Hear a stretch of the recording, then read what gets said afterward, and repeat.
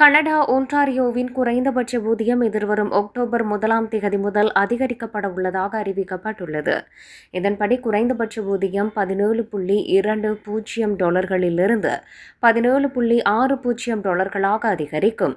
இதனால் குறைந்தபட்ச ஊதியம் பெறுபவர்கள் அடுத்த மாதம் முதல் தங்கள் ஊதியத்தில் ஒரு சிறிய உயர்வை காண்பார்கள். வாழ்க்கை செலவை அளவிடும் நுகர்வோர் விலை குறியீட்டை அடிப்படையாக கொண்டு இந்த உயர்வு வழங்கப்படும் என ஒன்டாரியோ அரசாங்கம் தெரிவித்துள்ளது.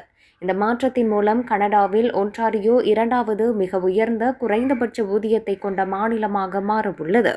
இந்த உயர்வு வாரத்திற்கு 40 மணி நேரம் வேலை செய்யும் ஒருவருக்கு ஆண்டுக்கு $835 அதிக சம்பளத்தை பெற்றுக் கொடுக்கும். இது ஒரு பெரிய அதிகரிப்பு அல்ல என்றாலும் உணவு, வாடகை மற்றும் பிற தேவைகளுக்கான அதிக செலவுகளை சமாளிக்க தொழிலாளர்களுக்கு உதவுகிறது.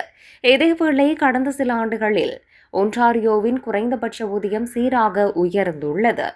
2018ஆம் ஆண்டில் இது $14 இருந்தது. வாழ்க்கை செலவு தொடர்ந்து உயர்ந்து வருவதால் மாகாண தொழிலாளர்களை ஆதரிக்க முயற்சித்துள்ளது என்பதை இது காட்டுகிறது.